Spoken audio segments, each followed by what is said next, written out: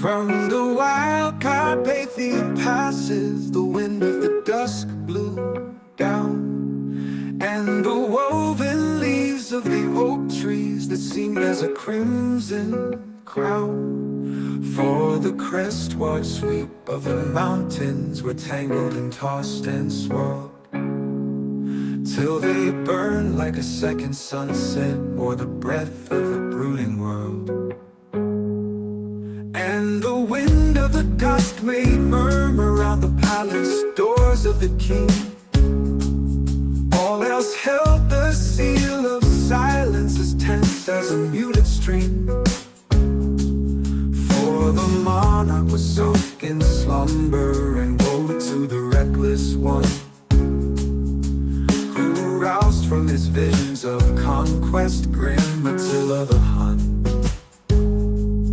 Then a voice cried out from a chamber where the air hung heavy with musk. Then a voice cried out through the stillness above the wind of the dusk. Bring wine, and a beaker was brimmed with the juice of the sun.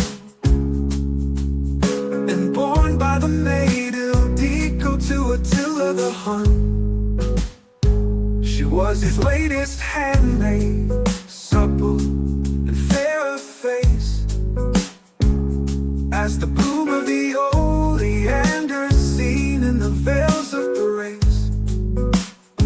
She was his latest handmaid, and past the cedar doors,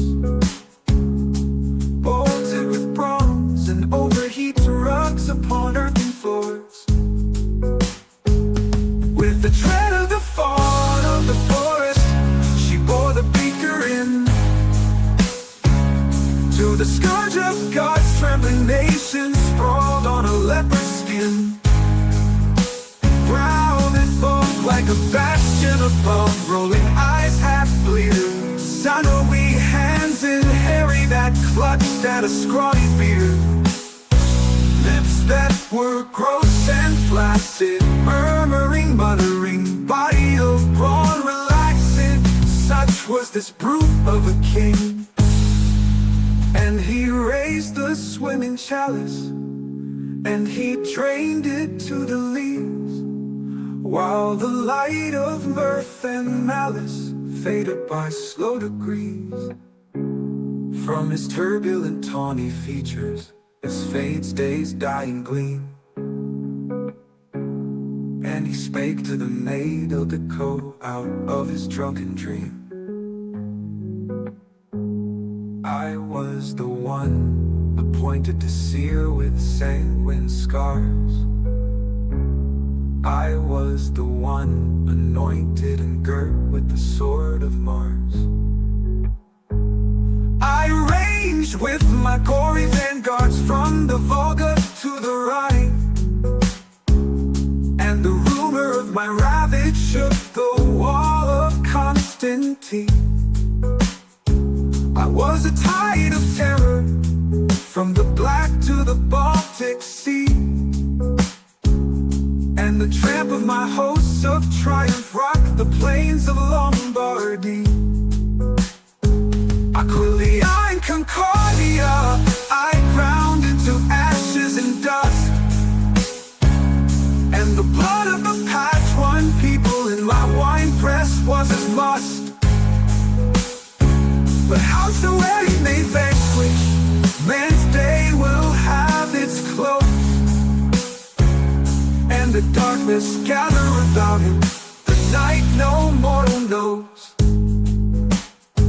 I feel the clutch of its shadows about me coil and creep, the folds of a power supernal that shall wrap me in endless sleep. But out of the gloom there rises, like the sun in the morning sky, a king who shall come hereafter, one far greater than I. For where I spared he shall slaughter, and where I saved he shall slay. His His deeds shall kindle the darkness, his doom shall blacken the day. But I shall share in his glory, his name shall be linked with mine, and go down through all the ages as a symbol and a sign. Then the fair handmaid Ildiko slipped out as she slipped in, leaving the scourge of the nation sprawled on his leopard skin. Where stark in death they found him when the darkness had withdrawn, and down from the mountain passed his soul in the wind of the dawn.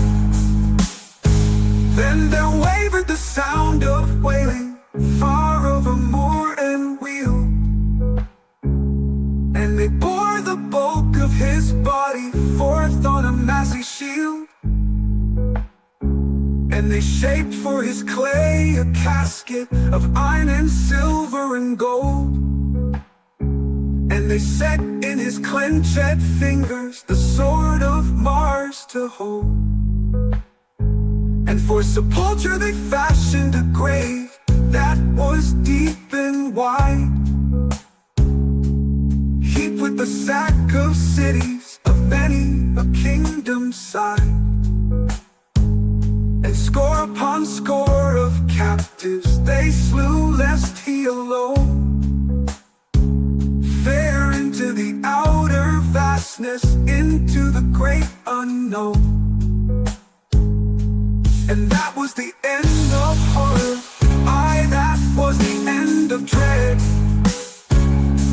Yet we today remember the prophecy of the dead. There are wings as the wings of vultures sweeping athwart the sun,